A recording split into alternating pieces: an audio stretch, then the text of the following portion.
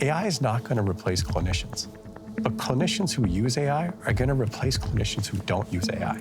It comes down to the bottom line, and they're going to implement AI just because it's cheaper, faster, and it's scalable. I feel like it's invalidating us as humans. I'd like to still have a job next year. I am signing a pension with no dollars because sooner or later they're going to be able to duplicate me. Learn how to use it so it isn't used against you. So we are talking about AI in the workforce. People are largely pretty divided here too. I think fair to say over here we've got wary, maybe a little fearful.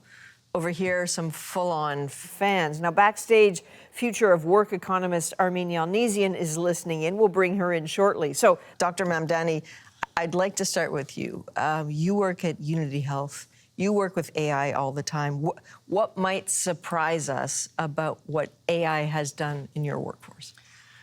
Yeah, I think the implications of AI can be quite profound. In our emergency department, it has reduced human effort on simple tasks by over 80%. So tasks that normally take 2 to 4 hours every day by a few people, it's reduced to under 15 minutes. Error rates have went from over 20% to under 5%. What this algorithm does is it looks at historical data, all sorts of patterns. It scrapes the web for weather data to see if there's going to be a snowstorm tomorrow night.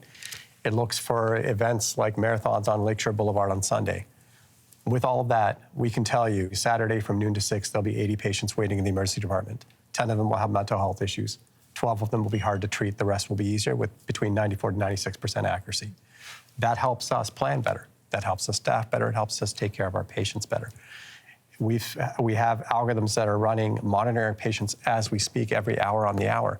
That has resulted in significant reductions in mortality. But I'm going to stop you because these sound like very important things that people used to do. So has anyone lost their job? There will be some mundane things where we won't need a person to do it. Those are going to be jobs that people I hear may mundane, and I think that's someone's whole job. Mm-hmm. Well, you know, in some cases, I think we have to adapt to what's happening. Fewer patients are dying, and it's because our clinicians are able to pay more attention to the patients who need it. Our goal is for AI to enable us to provide more human-based care.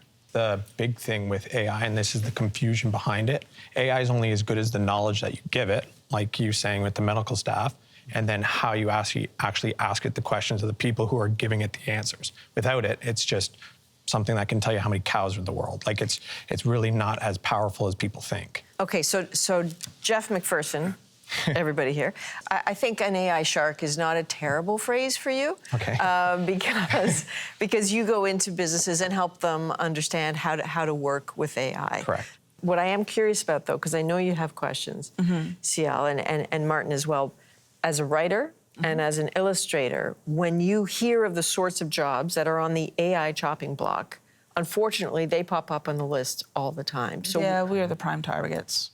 So what goes through your mind when you hear of sort of it could save lives, the efficiencies? What I'm hearing is that these things are all really great, but it is early days.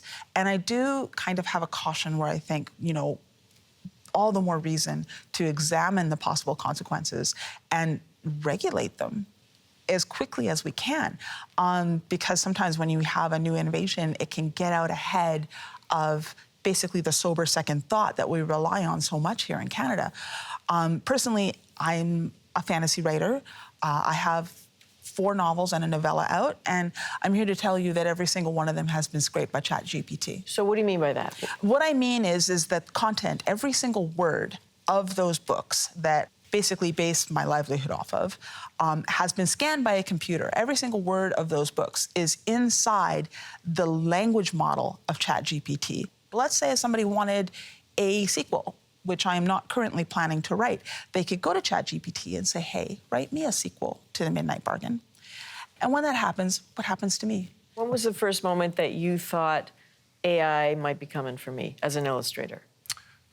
When people started making entire children's books over a weekend, using ChatGPT to write it and imaging AI to make illustrations for it. What are you afraid of in this moment? I'd like to still have a job next year, basically. I see AI as being a really good tool that could be used art-wise. If you need prompts for, say, I need to draw a cityscape from a bird's eye view I can prompt that into AI and it'll give me an idea of a starting point, let's say, so then I can keep creating. But the problem right now in this industry is that it's almost treating art as if it's a problem. The only problem that we're having is because of greedy CEOs. Money will make millions and millions of dollars, but they want to make more money, so they'll cut the artist completely. That's the problem. It's hard to get on board at this point, and it's moving so fast, and there's zero regulations. Copyright issues, like you're saying, there's none. How long is it going to take for the government to even think about this? It should be used as a tool, but unfortunately in the art industry, it's being used as a replacement completely. Have you been replaced? I don't know. Yeah, ask me I when get- it's time for my I could next get contract contracts, but then I negotiation. didn't get as many contracts last year. Is it because Because the Buddy work is decided going to do it himself with the AI? I don't know. In a generation from now, why would you want to become an artist? Why would you want to become a writer if a computer could just do it? We don't do it for money. We do it because we like it, right? But you also I do it for do money. At the end of the day, that's what it's for. The efficiency, the productivity, to put profit in all of our pockets. That's what it's for. If it can help you do that, it's gonna make people happy. It is going to happen, and it is happening right now. Are we talking subjectively in the creative world, writing and art? Yes, 100%. But from his point of view, it's super powerful. So how can you pick AI being one side a pro, but the other side a con, because it could be going after your jobs? It's like, is it discouraging? Yes, but you actually now have the ability to become a prompt engineer, is what it's called, to be able to create. I want to be an artist. Yeah, but that's just where the industry is going. So I don't find that a very good argument because Me there's neither. nothing to adapt to. Me writing in 3-4 prompts to make an image is nothing. Nothing. There's nothing to learn. There's Which I nothing to disagree. do. That's why these prompt engineers are making hundreds of thousands of dollars a year. Yeah. But then are we all going to go back to school to learn this? You don't need to. Engineers? I think the approach we take is more around, I think, these emerging concepts of responsible AI. So this is where we have our clinicians, where we have our patients, we have people say, this is what's acceptable to us, this is what's not acceptable to us. And that kind of sets the parameters around how we develop. Ipsos Reid just had a poll recently suggesting that Canadians are among the least likely people in the world to feel, I guess, confident or feel that AI is going to make their lives better. I'm curious about you, Jeff, because what is happening when you walk into a business? Like, how are you perceived and what are you doing? We're not there to be like, hey, we're going to replace the whole thing. But there's an opportunity if people can't keep up with the systems that we build in each department that you may not be there. So somebody can be a writer. We can take 100 of their past blogs or emails that they've written, put it into the AI, and it will spit out new blogs as well as change language as well. That's just on the email marketing side. Same thing with customer service, same thing with sales, call centers and stuff like that. Do I have empathy to the fact that it can take people's jobs? Yes, but there's an opportunity for experts like yourselves to get ahead of it so you can be a part of it. And that's where it's super powerful. Again, I don't want to do that. That's not why I do what I do. And that's unfortunate because it is going to come. I feel like it's invalidating us as humans right? at some point. It literally takes years to get good enough to do what we do. Have you been in a position where you say, we're not going to do that because there are human beings here? Many times. There are areas where I believe we can actually reduce staffing, for example, through efficiencies that we can gain from AI solutions, using things like natural language processing to scour through notes and actually collect the information we need efficiently, where we could cut staff probably by about 20 to 30% would be my estimation. But is that the right thing to do? I don't think it is. How long is the ethical decision going to be the one that wins the day?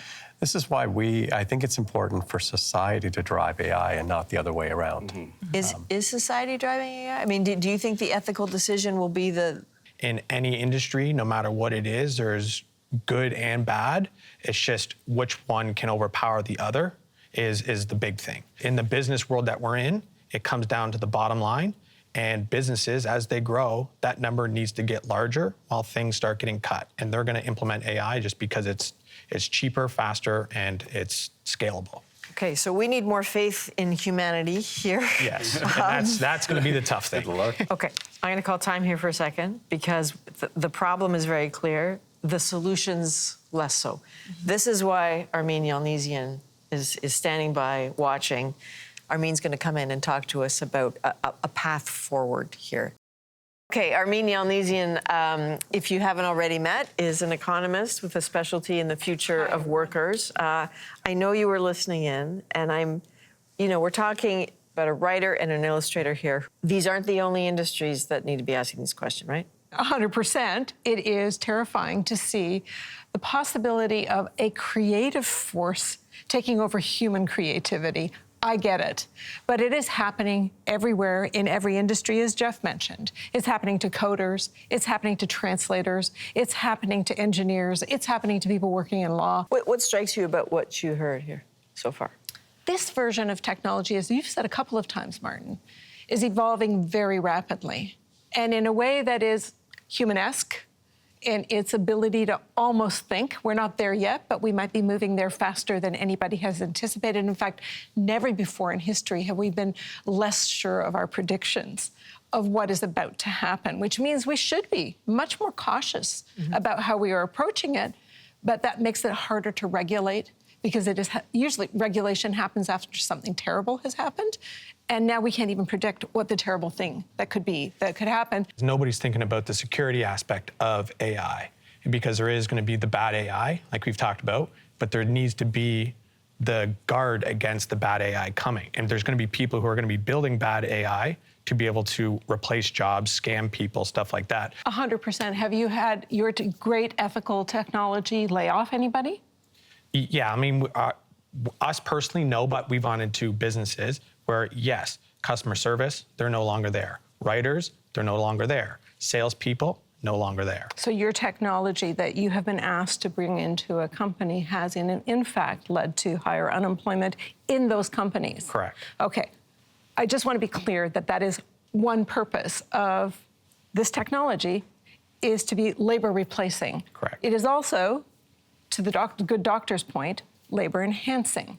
I have been through, in my personal life as an economist, 3 waves of the robots are going to eat all of the jobs. And at the end of every wave of debate and existential hand-wringing, we have had more jobs. But this rodeo is different. You would say, though, if I may, Dr. Mamdani, that it's not just labor enhancing in this context. Is it going too far to say it's life-saving? We have a patient in the ICU right now where it's a really unfortunate situation. That patient was bounced to 3 hospitals before she came to ours, and she had an intracranial hemorrhage or a brain bleed.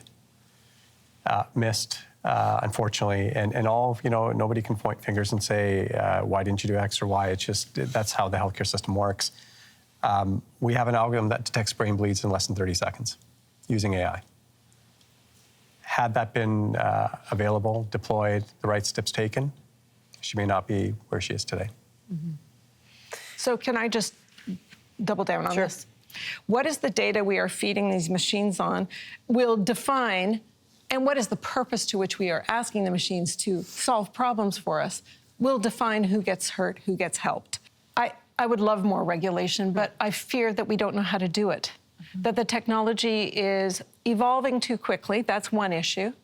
That the ownership of the technology is by such large corporate entities. And a company in North America may say, put the brakes on. That doesn't mean a company in Russia or China will. Absolutely correct. And we are competing with everybody on who and what is going to control this technology that we are developing as humanity around the world in real time. I'm curious about at this level, depending on where you are in your career. Yeah. What on earth do you do? Somebody asked me the other day, I have an 18-year-old that's thinking about going into coding. It's like, is AI going to eat his future? And my answer was, would you have said that to an accountant, somebody that wanted to study accounting when we introduced the hand calculator Of course not. It's a tool that made everybody's jobs easier and faster. Awesome. AI could code. We should all, especially young people, should be much more conversant about technology in a world that is dominated by technology. We, as humans, are still in charge of the machines. That might not last longer if we all throw our hands up and say... Give it 6 months, yeah. Right? Like, if that's what we're saying, give it 6 months, it'll come. It'll come faster if we give up control. At our hospital, we have a saying that is, not ours, we've heard it from others, is that AI is not going to replace clinicians. But clinicians who use AI are going to replace clinicians who don't use AI. If you have, I don't know, between 3 and 6 years left in your career, or 6 to 10 years, or 20 years left, what should you be doing if you're at each of those stages? It's actually the 25 to 54-year-olds that really need to up their game. And of course, universities and colleges and high schools should be teaching every child everything they know about every generation of this technology, because it is changing fast, and learn how to use it so it isn't used against you. Armin, Martin, Ciel, Dr. Mamdani, Jeff, thank you very much.